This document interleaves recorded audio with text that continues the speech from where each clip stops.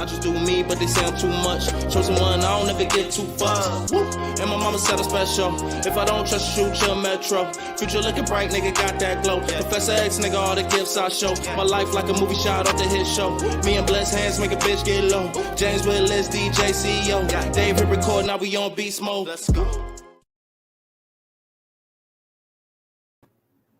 Welcome back to this show. We just did the business interview, my first interview with Daryl Richards. And now we back. We got Sean Quake Isham and Daryl Richards back. They're going to share their experiences with bad customer service, employee value in the workplace. This is part 2. We did one last night. This is part 2. This is a series I'm going to be doing. Every time I do it, I'm going to have different people on here. If you'd like to come on, let me know on Facebook at James Willis CEO. And I would like you to share your bad customer service experience with me and employee value in the workplace. All right. But we're going to start with Daryl tonight and share your bad customer service experience with us.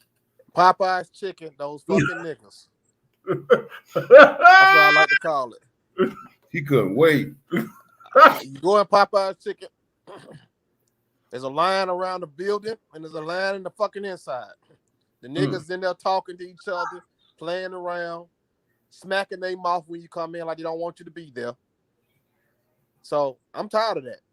And I know it most time when I go in a place that's overpopulated with black employees and they got black customers, you get a certain type of treatment until a white person come in there or a white district manager come in there and they on their best behavior, smiling and kissing ass.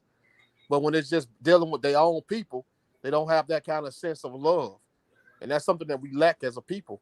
It's that sense of love and pride of serving our own people. That came with the civil rights movement of 1968. We've been kissing ass to sit in their diners and eat with them, that we don't treat our own kind of people with the same type of value and pleasures. I used to ask my grandma all the time. She used to say when she was a little girl that black people water fountains were so fucked up and white people water fountains looked so good and they were right beside each other. One of them would say colored and one of them would say white. And I would always ask her, didn't we have our own businesses? She said, yes. I said, why we didn't put a decent looking water fountain beside the white people water fountain? She could never answer that question. We just didn't care about serving each other as much as we cared about serving them. And that same water fountain that said white only, you know who serviced that water fountain? You know who took care of it? Black people. Those colored, you got the colored bathroom, you got the white bathroom. It was colored people that took care of both bathrooms. Did y'all know that? We had all the service jobs. We cleaned white folks' houses. We drove them around. So anytime it came to clean the water fountain, the black man did it. Keeping the bathroom up, a black man did it. He just didn't keep the black people bathroom up as much as he kept the white people's up. We got a fucking mental issue that we got to deal with. People ask me, do you support black-owned businesses? No, I support good businesses. Right. I don't care who own it. Because most times, black people treat me the worst when I go in there. Right. Or they have the worst service. They feel like they can act that way because they're dealing with a black person. If you ever notice, when you're in a group, I can sit you down at a table full of nothing but black people. It's going to be a whole different type of conversation than if you mix it with whites and blacks. People will care about what they say, and they'll kind of hold back. But when you sit a whole bunch of black people around, we're going to use the word nigger, motherfucker, all kinds of shit to communicate with each other. Right. But if you mix it with a white man sitting here, a black man sitting here, a white man sitting here, the white people ain't going to talk how they talk, and the black people ain't going to talk how they talk. So whenever we deal with our own, we have a bad habit of not giving that perfect service. And that's bullshit. And that must stop. Understood. You made a good point.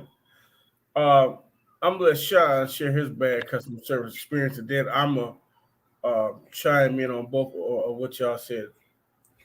Mine necessarily isn't like just, one experience. It's just what I've experienced myself.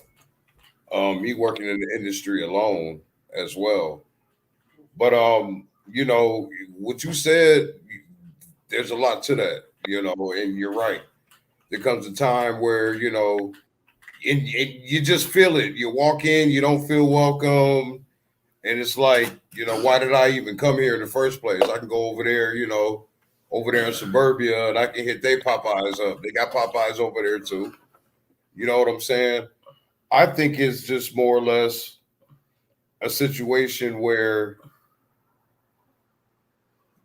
it ain't about not wanting to serve somebody. It's just more or less like, this my nigga. You know what I'm saying? Instead of, this is just a regular customer. Like, let's say you're in an all black Popeyes, the same way that if you, got a group of the black people sitting together, the conversation is going to be different. The way they act is going to be different than if you got, the white people mixed in the workplace as well. I've worked, with all black workplaces, and I've worked, where it was all white and I was the only black person. And I've worked in where there was mixed. It was totally different experiences on all the accounts. So I definitely feel you there. You know what I'm saying? As far as the aspect of the way we treat each other. Okay, so this is what I will say. Start with Daryl. I understand what you mean by when we go to a place to get service and the person that service look like us, they feel like they don't have to respect us. Pretty much. They can talk to you any kind of way. They can serve you any kind of way. And they know, fuck it, this nigga gonna come back because he's just like I am. To Sean's extent, of what Sean said, well, fuck it, this is my dude here. So, I'm just going to serve him like he's my dude. But if somebody else come in, they're not going to serve them like that. But the service should be the same for everybody.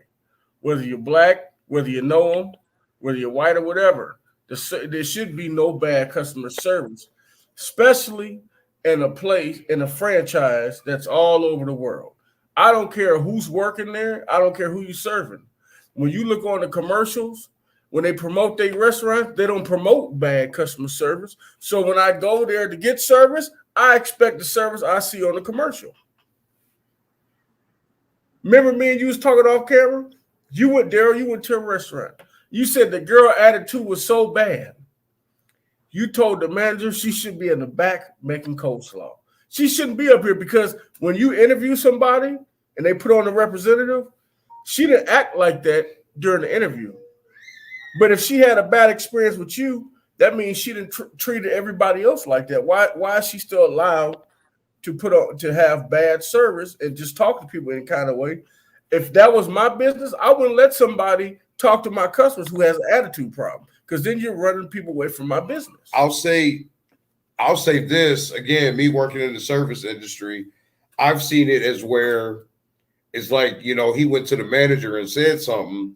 A lot of times in management, and I'll admit I've been a manager, in places myself, you probably get paid maybe $1 or $2 more an hour than that employee is. Maybe not at like a restaurant, let's say maybe like a Applebee's or a Longhorn, where the servers are making that minimum wage because they get tips. But if you're working somewhere, like let's say, me personally, I worked at a Pizza Hut, and I didn't make much more than just our regular employees. At the end of the day, I was just there making a paycheck. So when it came to my customer service, just as far as everything else in life, I respected who respected me. If you came in, you was cool. I greeted everybody. And depending on how you responded to that greeting was how the rest of the interaction was going to go. Now, I did realize it's my job to make everybody have a comfortable experience and for them to want to come back. But at the same time, I am a human being and you will respect me. And that's what it boils down to, is respect. I've been, in situations where somebody walks in, hello, how are you doing? And they're giving you attitude right off the bat, but they expect you to be nice and cordial. And I'll say in those situations myself, I've gotten to the point where I did just enough to keep my job, basically. So you get those situations too, where it could be the customer as well. You know what I'm saying? But at the end of the day, especially during the pandemic, we was talking off camera. how some of the things have changed. I've seen a situation where there's a lot of just people desperate in places to hire folks. They're just hiring whoever. They're not doing the extensive background checks. They're not seeing if you know, how you did on your last job, if there were incidents where you had good customer service or bad customer service. They basically just ask you, why do you want to work here? You know, what hours can you work? You know, basically stuff like that, when it should be asking, you know, real questions. The best thing I ever did when I was in management was do the job interviews. I asked those different questions. So to me, it's a situation where it starts off with management. Yeah, you could also, somebody could have a bad day, but like James said, if it's like that with you, for that little time that you was there, how many other people have that same bad experience? And it's like, what do you have? I don't understand it. Like, to me, it's a situation where if you don't like, I always say, if you don't like your job, then just quit. This is what you signed up for. Nobody makes you come here. You choose to come here every day. No matter what your situation is or why you have this job, you still choose to come there over somewhere else. All right, we got some comments from Greg Garbeloff. Shout out to G-List's Pizza. What's up, Greg? G-Money. I'm glad he commented because Greg is an excellent business owner. He owns a pizza shop. Yes, sir. And he's doing an excellent job with his food and his service. Customer service, excellent. The food is excellent. I'm going to pull up one of his comments, okay? And this is the best. I'm reading all his comments. Some of them are funny. But I agree with this one the most. Depends on the leadership. He's right. Right. Management. Whoever is leading in management sets the tone on how your employees talk and take care of people. You're exactly right, sir. It depends on the leadership. But, Greg, I know you're not going to agree, but guess what? When you go, especially to the black neighborhood, the service usually at these fast food restaurants is bad. When I go, if I go to McDonald's, I'm already waiting 3 times as long if I go to the suburbs, just for something small, like some fries. They get mad if you ask for something like ketchup or napkins. For one, I shouldn't have to ask for that. If I go to Applebee's and I sit down to eat, I don't have to ask for silverware. I don't have to ask for a napkin. So why, if you're serving me and I order food and I'm eating food and I'm eating chicken nuggets and barbecue sauce and I'm eating French fries, why would I have to ask you for something to wipe myself off with? I remember back in the day, Wendy's would give you the wet naps. Now they don't even give that no more. Like it's coming. That's like if I order a pop, why I gotta ask for a straw? It's just common sense. It's service. Me and him worked in fast food when we were teenagers. We were taught, hey, they shouldn't have to ask for nothing at the window. Now, when you ask for something at the window, they get mad. What's the first thing they do? Slam the window. Like it's coming out of their own personal paycheck or something. Exactly. But bad service is everywhere. We're not just talking about the black neighborhood.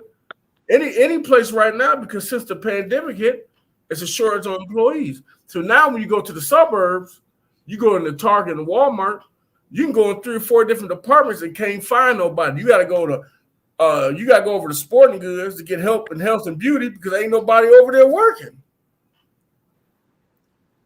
So the bad services everywhere. It might be different the way they deal with you service-wise, but bad service now, I believe, is everywhere, especially since the pandemic. It's hit all of us. I just think everybody else is seeing it now. We didn't see it before, especially dealing with our own, but now you go to Walmart and these other places, you go to Walmart, half the shit ain't open. They ain't got no workers, you know? So.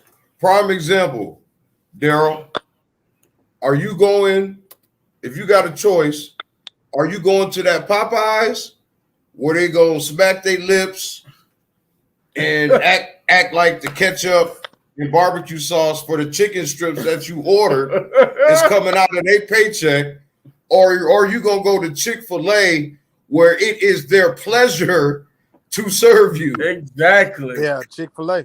That's how Chick-fil-A got popular. Right. Back in the 80s, Chick-fil-A had the most expensive chicken sandwich that anybody ever seen. They were like $6. What was it, like $5, $4 for a chicken sandwich? People were like, I don't pay that. When McDonald's got a chicken sandwich for 50 cents or $1, why we gonna pay that much money? But when you get in there, they like my pleasure, and the way they act like they take pride in serving you. That made you feel more comfortable in the location. But no, see, what get me with these niggas is this: they know they serving you bad. Because when they general manager in there, they kissing ass like they on the honeymoon with a butt. But when the general manager ain't there, they showing their ass. See, he right. It is about you only as good as the person that trained you. When a person train you and show you how to do things, I mean, like not the manager. No, I mean somebody that's actually training you, and everybody got a certain type of way they gotta do things, or somebody will tell on your ass. At Chick-fil-A, you're not gonna fuck up Chick-fil-A reputation. The employees will tell on you, not just the management. Right. They'll get on your ass. Right. This lemonade got to be squeezed by hand. A lot of shit that take place in Chick-fil-A, you ain't gonna get by with that bullshit.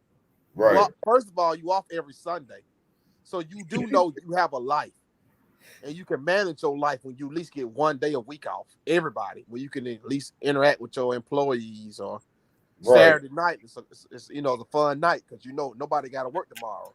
Right. A lot of that shit go a long way with people. You know what I'm saying? A lot of places got banned because the corporation stopped caring about their employees. When I owned the Subway, they always used to tell me the customer is always right. I'm like, nah, the customer is right, but the employee gonna make a difference. They can fuck up. My employees can fuck up every sandwich they make, and I'll be out of business if I make them mad. And they might still smile and fuck up every sandwich, and I'll be totally out of business.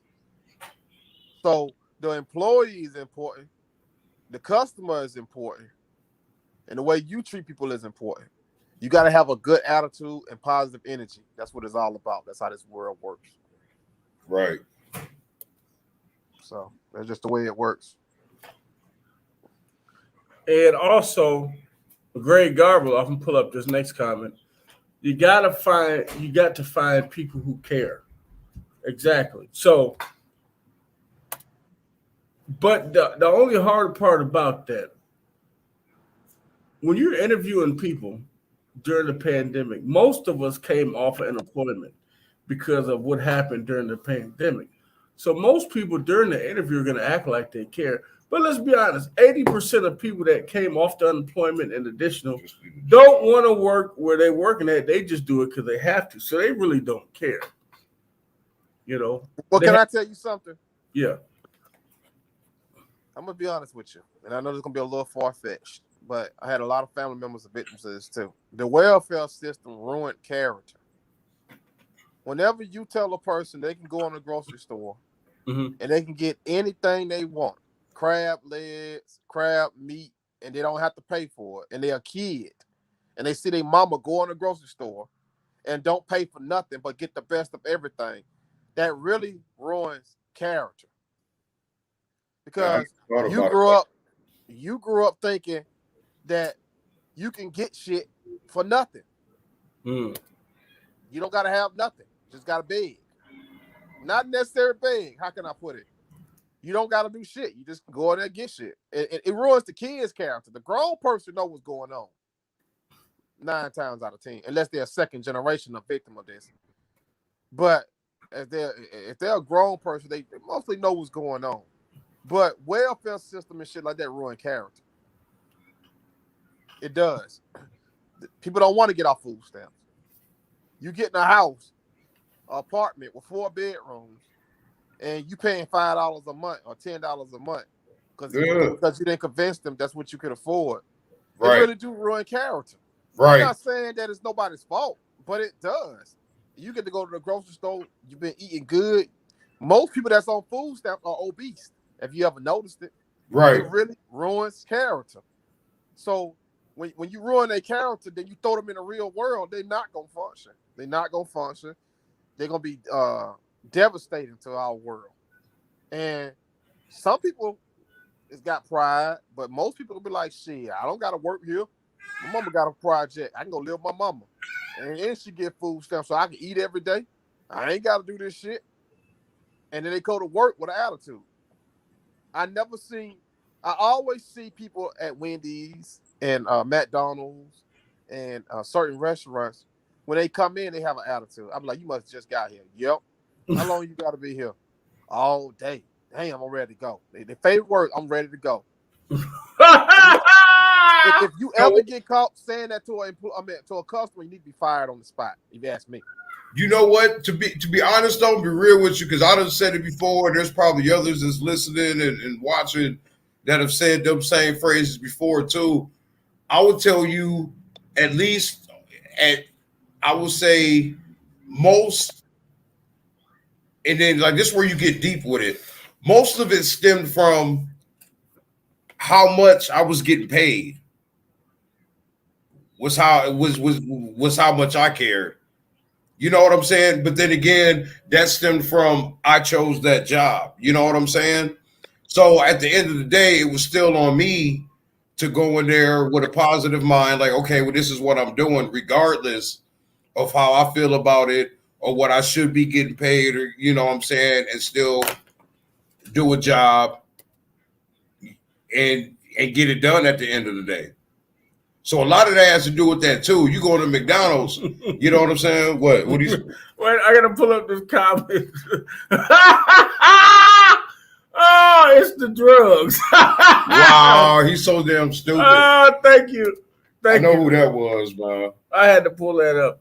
Right. It could be it's the drugs. No, but seriously, it's like a lot of them, and plus, you go to a lot of them places, they're probably teenagers or younger people. And if they're not, you know, I don't know how it is where you at, but up here, you go to the McDonald's, at least where I'm from, you got like the old, grumpy old lady or old man that's probably been working there for 25, 30 years, still getting paid maybe $11 an hour now. You know what I'm saying? Like, those are the people that you run into at those kind of places. You know what I'm saying? My thing is, when I go somewhere where I'm spending top dollar money and I get bad customer service, you know what I'm saying? McDonald's or somewhere like that, yeah, it sucks. You shouldn't expect it, but then again, you do. You know what I'm saying? I guess you get what you pay for is basically what I'm saying. Whereas if you go to like a Ruth Chris Steakhouse, or man, I don't know, man. I don't really be eating out like that. So I don't know where y'all consider, you know, some people consider Red Lobster. Well, let me tell you something, Quay. Listen to me, bro. I was on a tour called the Stop the Violence tour, right? They asked me to do motivational speaking before I performed. And I had to bring up something. They didn't enjoy it, but I had to bring it up. Stop the violence. Before you say stop the violence, you ask what create the violence. The most violent places I ever been to in the world was poor places. So when you don't got a certain amount of something and you are not being paid fair for something, it causes an attitude. So when you said that, you're right. And I understand why they don't want to be there, because it causes you to have an attitude when people are not treating you fair. Because most times the managers at McDonald's are some of the most rudest people to their employees. They don't feel like the employees is worth a damn. Right. They care about the customers if they complain, but they don't feel like the employees is worth a damn. Go clean the bathroom. What was it? Replaceable? The They consider you replaceable. Yeah. What you say? They go home, clock out and go home. You know what I'm saying? So that's why they have the attitude. It all goes back to harassing poor people. We're going to keep having a problem with depression. We're going to keep having a problem with people hating what they do. We're going to keep having a problem with a lot of things as long as you keep harassing poor people. A poor person is the most dangerous person to harass. They don't got shit. Right. And anything can happen. Damn. Yeah. Anything can happen. So I'm just saying, I understand what you're saying, but all I'm saying is this is something we can address, but I promise you, we ain't gonna be able to change it, but we gotta bring it up because some people are doing this and don't even realize they doing this and don't even know why they doing it. When you're not happy with your life, it causes depression. And when you suffer from depression, you can destroy so much. J. Edgar Hoover was depressed because he was a homosexual and he couldn't be one. You feel what I'm saying? Donald Trump was depressed because all the money in the world, he still was depressed, and it destroyed a lot of people's lives. The president we got right now, he depressed. He ain't happy. His wife died young. A lot of shit happened. His son died. He's not happy. They depressed. They trying to deal with the world, and they're destroying a lot of people because they don't give a fuck no more. So when you dealing with depression, it's very dangerous to put a depressed person in leadership. And when you put a person on the front cashier, I don't care who the manager is, that's the leader of that organization at that time. That's the only person your customer's going to interact with. And that's a mistake to do. They're on drive-through window, put them on drive-through window, and put them on the front cashier. The front cash register, that's a mistake. And that's why I don't deal with those regular ass niggas on Candler Road no more. Shout out to all the motherfuckers. Fuck you. I'll never go back to McDonald's. He says your ass. I'll never go back. How the fuck the ice cream machine ain't never working? The milkshake machine ain't never working. I go to order a McFlurry. They say we don't. One time I get in there, the milkshake machine work, and I say I want an Oreo McFlurry. We don't have Oreo. We got M&M. You stupid bitch. Who want a fucking hard ass M&M and a fucking ice cream? Dumbass slut. Cut this off. Hold Cut it off. Hold on. Cut it off. My man. Mute his mic. He been waiting. Mute his mic. He been waiting, Remove man. him. No, let him go. He been waiting. Remove him from Fuck him. Let him die. He been waiting. Hope you all burn it Stupid down. shit. Oh, that's funny. And they only treat black people like that. I ain't gonna say black people, poor people like that. Because people that live in the trailer park get it hard too. They only treat poor people like that because they feel like we don't got enough money and we don't got enough voice to make a difference. So let me ask you this: getting into the other part of the topic, employees' value in the workplace. We talked about the bad customer service experience, but are these employees actually valued now in their workplace? No. Even with the sign-on bonuses and $15 an hour to work at the gas station with $1,000 sign-on bonus. That's just to get people. Okay. Hey, Quay. That's just let me tell this man. Listen, $15 to work at a McDonald's, but gas prices doubled since last year.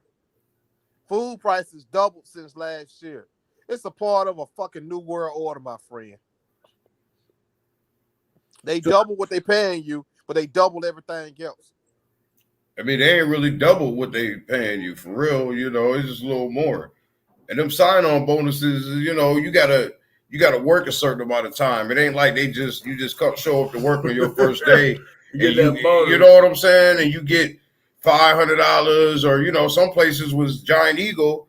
Back when I was on the job hunt a while back, they was throwing $500 at you, but it was like 6 months, and then you probably got to have perfect attendance, which you know what I'm saying, which means you know COVID hit you, you know that's messed up right there. You know, if you got kids or anything like that, you probably got to have, you know, there was like stipulations to it, so it ain't like you just show up for work on your first day and they hand you, you know, whatever they handed you. And that $15 an hour, you right, man. Like when everything done doubled, everything, rent. I tell people this right now: you better buy a house if you can. Yeah, houses is cheap. No, houses finna be so expensive you ain't gonna be able to own one. Right. You better buy a house if you can. I tell everybody that. America prices for houses is gonna be only for the upper class. They're gonna be two classes: lower class and rich. And they're gonna own, the rich people gonna own all the houses, and they're gonna charge all the poor people to subscribe and live together. You're gonna go back to that good time shit when Thelma got married and came back to the damn projects with her husband. That's all right. Go back to that shit. No, I'm just saying. I'm telling you, if you can buy a house, you better buy one now. We all gonna end up moving in together anyway. We just do the podcast all together in the same house. We gonna get all 7 or 8 of us. We just all stay in the same house. Like some that good time shit. But no, you're right though. It might go back to that. But so you're saying the employees are not valued in the workplace. So should companies value their employees more now, knowing that it's harder to get employees, not just by money, but how they treat their employees, maybe giving their employees better benefits, more paid time off? What can the companies do to invest? That's not how companies work. Right. Companies start out treating you good and they fuck you over as soon as they get a chance. All these companies, Uber, DoorDash, Lyft, Grubhub, what the other one? The one that make you go in the grocery store and buy other people's shit. What that one called? Instacart. That's Instacart. one. They taking all the poor people and turn them to servants, like they did our people in the 40s and the 50s and 60s. In the 40s and 50s and 60s and 70s, not the 70s so much, but the 40s, 50s, and 60s, our people was the poor people in America. We were segregated, and we didn't have a lot. And they made sure we didn't have a lot so they can use us as servants, bring them their food, drive them around, go grocery shopping for them, come in their house and screw up their kitchens and burp their babies and shit. They turning people to that same shit, and they started out paying you real good so you will lower your standards. Then they got to the point now they don't pay them shit. DoorDash ain't paying you shit. Grubhub ain't paying you shit. Right. They all got together and say, okay, now drop will be paying. Start out paying them real good so they'll be comfortable. Then you drop the shit, raise the gas prices, and you go back to what I said, harassing poor people. Need I say more? Yeah, you're right, man. That's some real. Good night. Go get some pussy or something.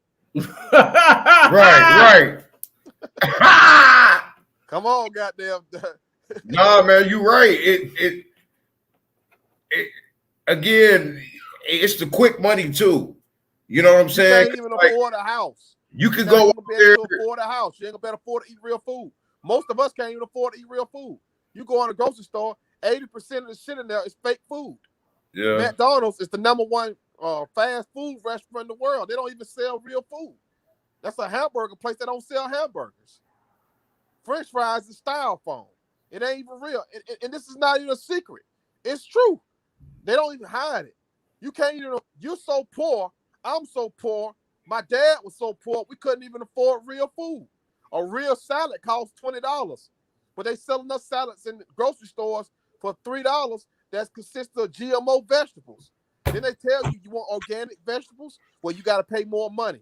You got to pay us more money to get real vegetables. Or we going to sell you this fake shit that's going to kill you from cancer before you can get out of here. You ain't going to live your life as fantasy. We going to sell you fake vegetables with GMO in it, fake fruit with GMO in it, so you die young. Maybe to about, we don't want you to get to 65 because then we got to pay you Social Security for wasting your whole life serving our companies. Nah, we're going to kill you early. Release the damn, the virus. Release a virus to kill these motherfuckers off so we don't have to pay them Social Security so they'll die young. But sell them fake food so we know they'll die from cancer. Oh, cancer ain't killing them fast enough. Now go ahead and release the damn coronavirus, but call it COVID-19. No, call it this, call it that, but just kill them off. All we want them to do is work their life away. And then when it's time for us to give them something so they can enjoy their old age, they don't get a fucking old age. We kill them off so we won't have to do our part. So we won't have to give them their Social Security they've been paying in and working their whole life away. The devil. Ain't no better way to describe the shit. They the devil. And that's just it. And you got to start accepting that, and you got to know who you're dealing with. And that's it. That's basically, you're right. That's it. I was just about to say, man, ain't damn thing you can do about it but accept it. Can't do nothing about it but accept it. But don't never let them lie to you. Right. You accept it, but don't let them lie to you and tell you that Uber is paying good and Lyft is paying good and DoorDash is paying good. Nah, you're being used and you're being abused. And now they want to give you $2 to deliver that shit. I tell anybody that's doing that shit, when they give you $2, take the order and eat the shit. Fuck them. They'll respect you then. That's called going on strike. Who said ain't such thing as a free lunch? All right, so your companies, y'all hear this? Y'all need to y'all need to value your employees more. They're gonna start rebelling against you. If you drive Uber and they don't pay you a fair rate, pick the customer up, pull the fuck over, and say, hey, they ain't paying me right, so get out and walk. If everybody did that, they'll change overnight. If everybody agreed at 2:30, we all gonna pull over, and we got a customer in our car, let them sit in our fucking back seat until they pay us more money to drive this motherfucker. They will stop that shit. Yeah. They will stop that shit. That's all you got to do. You got the power. And if DoorDash pay you $2.50 to take some food, and you know the customer paid more than that, contact the customer. Say they only gave me $2.50 off this, so you ain't gonna get your food. I'm sorry. Good luck. Eat that shit. Have you a good meal. Cash out that you deliver it. Take the little money they gave you and eat the fucking food. Let them go try to get it again. Right. Order again. Order again. Fuck them. Let them die. And you know I'm telling the truth because everybody that work for them companies know they used to pay you good. Now they ain't paying you shit. Punish them. I hear it all day, man. You right. I hear Punish them. I just literally heard that earlier today, man. Yeah, man. Eat that shit. Don't be scared. Eat the shit. It's gonna be your last day working there. So No, it won't. When they ask you, did you deliver it? Yeah, I delivered it. They didn't get it. Play with them like they playing with you. You don't know where my tip went. I don't know where that food went. Damn, it feel good to be a gangster. Listen, don't listen to this guy here. Y'all gonna feel good to be a gangster. Y'all, but all right, we're gonna get off here. We'll do another part 3 another day. Appreciate when it. When they didn't get no tip and they think that you won't trip, damn, it feel good to be a gangster. All right. All right, everybody, follow us on Facebook, YouTube, subscribe, Hit Show Podcast. We're also on Twitter, Hit Show Podcast on Twitter at Podcast Hit. Subscribe, follow, like, comment, share, and tomorrow I'll be back with another interview. And then Wednesday night, we got a different show I'll be promoting on the page. I'm going to get at least try to get 70 people on that show, and we're going to have a fun one. Y'all have a good night. Appreciate y'all.